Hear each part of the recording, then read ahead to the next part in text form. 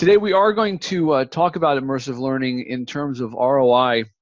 It's a very big topic. Immersive learning, which we'll get into in a second, is really growing significantly, especially through the XR technologies of AR and VR.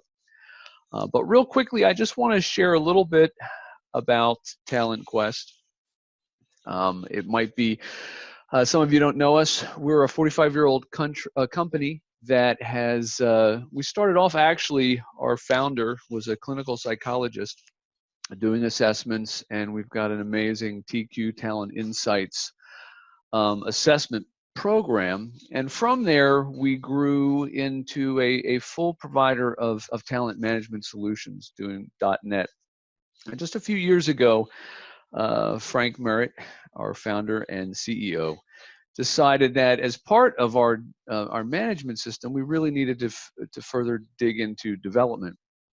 And we bought a company in India called Purple Frame, and over the last 3 years have fully integrated them into the company, and that's where we're doing a lot of our learning and immersive work. So we not only do immersive product development, but we also do other custom e-learning, instructor-led and blended learning, and then we've got a great TQ leadership series.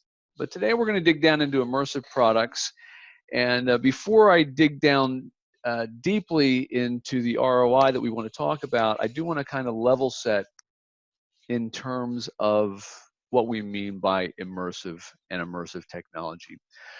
So on this slide, you can see along the top, you'll hear the term simulation, AR, which is augmented reality, MR, which is mixed reality, and VR, which is virtual reality. All of those realities are now broadly put under XR, which is called extended reality. So when you hear those terms, that's what they're referring to.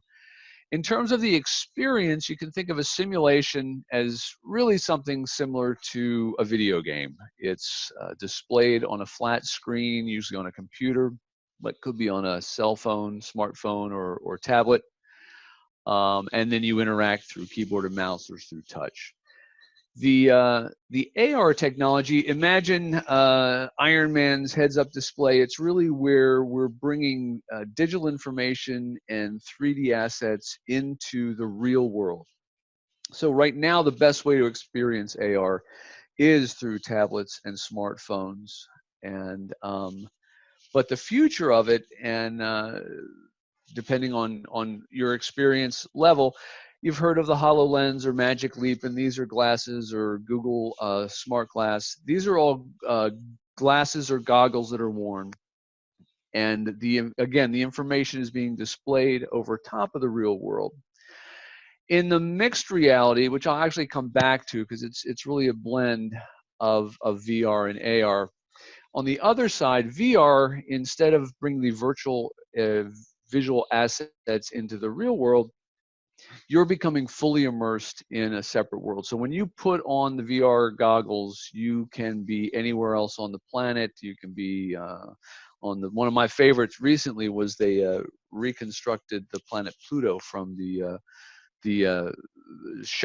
picture shots of New Horizons when that went past Pluto, and you can actually stand on the planet. Well, no longer planet Pluto, but you can stand on Pluto.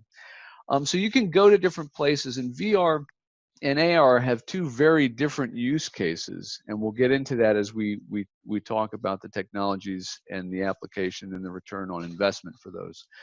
And then mixed reality is a blend of these two. I don't know if anyone's had a chance to go to The Void, which is a location-based kind of a grown-up Chuck E. Cheese for adults, where you put on the headset, you're fully immersed, but that immersion is mapped to real physical space. So in this example that I have here on the right-hand side of that image, you see what the guy really is standing in. He's got his goggles on, he's got a backpack that has the computer, and then he's touching a wall, but in that, what he's seeing is he's actually touching a display and a touch screen, and all sorts of interactions take place there. So there's a lot of different uses for all this stuff. And again, today, we're not going to dig down into all this. I wanted to go over the overall immersive technology landscape Today, we're going to talk specifically about simulation and the return on investment that we did when we worked for Spirit Airlines.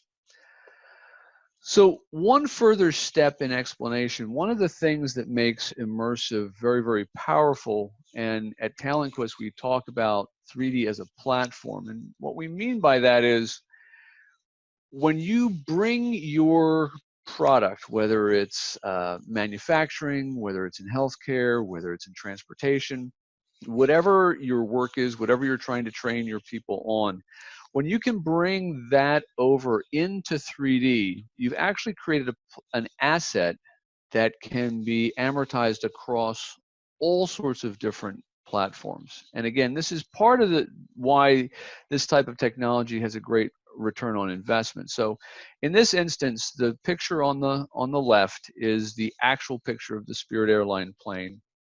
We sent photographer out there to take pictures, and then we had our 3D artist convert it into a model, which is the image in the middle. It's a wireframe, and then it was textured and re-rendered, and you can see it's pretty much apples for apples on either side. The value of this, though, is that asset can now be used in many different forms, right? So right here on this page, I've actually got images, right? I've got an image of that Spirit Airline, and you might think, well, why don't I just take pictures? Well, you can, but you have to go out and take a picture every single time. In 3D, we can position a camera anywhere on that tarmac and take a picture from every piece of the plane that you might need to display. So you save a lot of costs once you've brought it into 3D, and you can create the images. Those can go to print. We can create animations from those 3D models. We can create interactive simulations, which we'll show you is what we did. And then we can take that even further and create an AR or VR experience from that. So really the foundation of our work in immersive for us and for most of the products out there is bringing your assets into 3D. Okay, so Spirit. So that's exactly what we did with Spirit. We built the virtual pushback. And the reason we did this, Spirit came to us with the problem that 5% of all aircraft around the world suffer damage on the ramp every year. And they wanted to find a way to reduce that. They also knew that 40% of all that damage was reported as part of the aircraft pushback process. So their hypothesis was if they could train their people better in the pushback process, they would be able to reduce the incident rate and reduce tremendous amount of cost. So what we did is we built the pushback in Unity. Unity is a game development platform. About 60 to 65% of all VR and AR products today are built using Unity. And we went one step further by also attaching a PlayStation PC game steering wheel and foot pedals. This gave some haptic feedback and a real world experience of holding onto the steering wheel and using the pedals to push back. So what I'm going to do right now, I'm going to play a real quick video to show you what the user saw. And then we've got a little side window showing you them using the pedals and the steering wheel. So let me show you that right now.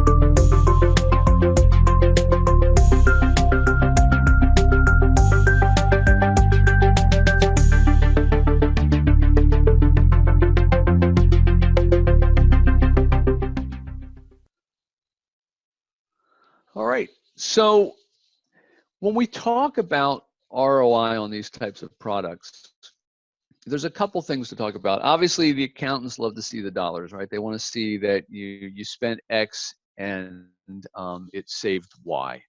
But there's a lot more to the return on investment in this, and that's what I want to go through. So we see it as four components to that return on investment. There's the increase in competency through engagement and retention. There's the reduced risks, which again include the cost, but also cost in terms of injury, financial loss, and damage. And then the ability to measure your employees' job knowledge and skill sets, and to scale to bring users to locations that they wouldn't be able to get to go broadly across a large workforce. And I'll drill down into each one of these. So the first on the is the increase in competency, and I'm sure all of you are familiar with Edgar Dale's cone of learning. And we always believe it's best summarized by the Benjamin Franklin quote, "Tell me and I forget, teach me and I remember, involve me and I learn." And basically, the verbal message, when you're receiving information verbally, whether you're reading it, you're hearing it, it's being spoken to you, that is about 10 to 20% retention after about 2 weeks of having heard it. Visually, if you see pictures, if you watch a video, you watch demonstrations, that's again between 30 and 50%. But if you're actively involved in the learning, whether the teaching the activity, you're simulating the activity, or actually participating in the activity itself, it's anywhere from 70 to 100%. So the beauty of this immersive technology, it allows us to really leverage the action, this active learning component. And so I make a joke, and I say there's one four-letter word you can't say in corporate learning, and that's the word play. And it's unfortunate because this idea of active learning and this concept of play is really, really important. They've done a lot of studies recently in play, and in fact, all mammals play, and you can see this when you watch Facebook videos. Everybody's watching cats play, dogs play, goats play. All mammals play to learn, and it helps us to learn from our mistakes. It's risk-free, and it gives us regular access. There's a great book by James Paul Gee called "What Video Games Have to Teach Us About Learning and Literacy." And the basic premise is when a kid gets sat down in a desk and told to learn or do his math, and he gets a bad grade, and it's like, "Bad, Johnny, this was terrible, learn better, study harder, are you stupid?" I mean, it's all condemnation around the failure. When Johnny picks up his game controller and he plays a game, he can be put down in the middle of nowhere, and yeah, he might die or he might fall off the cliff, but he continues to go back and learn until he gets it right and can play forward. And this ability to do this risk-free is critical for our learning when we're growing up, and it's just as equally as critical in learning anything from pushing back a plane to extrusion press or in the healthcare industries. So this ability to create active learning and to create play is really critical to the value and the return on investment, because what it does is it increases the engagement, and it also greatly improves the retention and gets a person much faster to competency. The other things that we can do in immersive learning is create variable conditions. So a person can't always get out on the tarmac, and this was the problem with that Spirit was running into. It was hard to get somebody to actually be able to practice pushing back a plane because they just weren't readily available unless you were actually pushing the plane back. But we can also add variable conditions, environmental, random events, critical events, and this also helps with the learning. You might not often push a plane back in the snow, and Atlanta is a great example of that. We don't get a whole lot of snow, but when we do, it causes all sorts of havoc because people aren't used to getting to do it. So again, in immersive, you're able to practice these things regularly and easily. So on the second point about the reduced risk and reduced cost, here is the actual return on investment um, from Spirit. We weren't allowed to share the numbers, but the numbers were significant. But basically, investment in this pushback by Spirit, they made their money back in the investment for this in about 1.2 months. After they had rolled it out, they went from a very high number in 2017 of cost, and that's actual dollars that you see there in that orange bar before. And in 2018, they had a considerable decline in minor accidents and a substantial decrease in reported incident costs. So this really helped Spirit justify the investment in immersive training, and they're going to roll out other types of products with this. But in every airport where they were able to do this, the feedback from the employees as well was really appreciative, because they got a chance to do things that they can't do on a regular basis in practice mode and in this risk-free environment. The third point and the value in the return on investment is the ability to measure. When we built this, we also built all the data coming back from what the user does while they're doing the plane pushback.